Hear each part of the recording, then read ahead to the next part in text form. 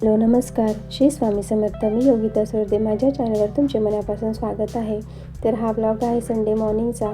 आज नाश्त्यामध्ये चहा आणि पोहे बनवायचे होते. चहा तर झाला होता. बाजूला कढई गॅसवर ठेवून तेल टाकून त्यामध्ये जिरे, मोहरी, कढीपत्ता, शेंगदाणे, कांदा, मिरची टाकून परतून घेतलं. नंतर भिजवलेले पोहे त्यामध्ये हळद, मीठ आणि कोथिंबीर टाकून हलवून घेतलं. हे सर्व मिश्रण कढईमध्ये टाकलं आणि छान पोहे हलवून घेतले. आज पोह्यांवर गार्निशिंगसाठी खोबरं लागणार होतं म्हणून मोठ्या मुलीने खोबरं किसून दिलं. नंतर पोह्यांमध्ये लिंबू पिळून घेतलं आणि छानपैकी हलवून घेतलं.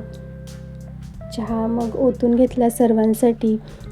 अशा प्रकारे नाश्त्यामध्ये गरमागरम चहा आणि पोहे आम्ही खाल्ले. नंतर सगळं नाश्त्याची भांडी धुवून घेतली. आता उद्यासाठी इडली बनवायची होती म्हणून इडलीचे तांदूळ 3 ते 4 पाण्याने धुवून घेतले. इकडे माझी छोटी मुलगी गहू आणि तांदूळ मिक्स झालेले ते निवडून देत होती मला. वटपौर्णिमेला बायकांनी ओटी भरत असताना तांदूळ आणि गव्हाने ओटी भरली. ते गहू आणि तांदूळ मिक्स झालेले ते सर्व ती मला निवडून देत होती. आज ती म्हणत होती की देवपूजा मी करणार म्हणून देव तिने स्वच्छ धुवून घेतले आणि देवपूजा पण केली तिने आज पारिजात, चाफा आणि चांदणीची सुंदर फुले देवांच्या चरणी अर्पण केली. फुलांचा सुगंध, मनातील श्रद्धा आणि देवांची कृपा याहून मोठं सुख नाही. अशा प्रकारे परीने आज देवपूजा तिच्या हाताने केली. तुम्हाला देवपूजा कशी वाटली हे नक्की कमेंट करून सांगा. दुपारच्या जेवणामध्ये पावभाजी करायची होती म्हणून पावभाजीसाठी लागणाऱ्या सर्व भाज्या मी स्वच्छ धुवून घेतल्या. नंतर फ्लॉवर, शिमला मिरची, बटाटा कापून घेतला. नंतर एक टोमॅटो घेऊन तो कापून घेतला. टोमॅटो कापून झाल्यानंतर शिजवण्यासाठी एका कुकरमध्ये टोमॅटो टाकला.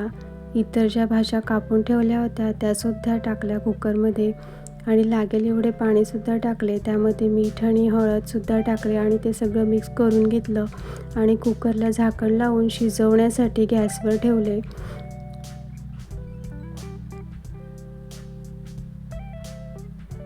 इकडे कुकरच्या शिट्ट्या होत आहेत तोपर्यंत मी पावभाजीच्या फोडणीची तयारी करून घेतली.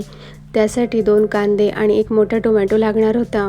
कांदे छानपैकी असे बारीक चिरून घेतले. नंतर 1 टोमॅटो घेतला, तो सुद्धा छान चिरून घेतला. नंतर गॅसवर कढई ठेवली आणि कढईमध्ये तेल टाकले. तेल छान गरम झाल्यानंतर जिरे, मोहरी आणि कढीपत्त्याची फोडणी दिली. त्यामध्ये नंतर कांदा टाकला. कांदा टाकून 2 मिनिट परतून घेतलं. मग त्यामध्ये आलं लसूणची पेस्ट टाकली. मग झाकण ठेवून 2 मिनिट होऊ दिलं. नंतर त्यामध्ये टोमॅटो टाकून छान हलवून मिक्स करून घेतले आणि झाकण ठेवले आणि 5 मिनिट होऊ दिलं. इकडे मी गार्निशिंगसाठी कोथिंबीर धुवून चिरून घेतली.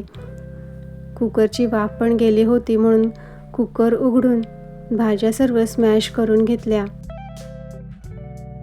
इकडे कांदा, टोमॅटोसुद्धा छान फ्राय झाले होते म्हणून त्यामध्ये हळद, तिखट आणि पावभाजी मसाला टाकून छान हलवून घेतलं.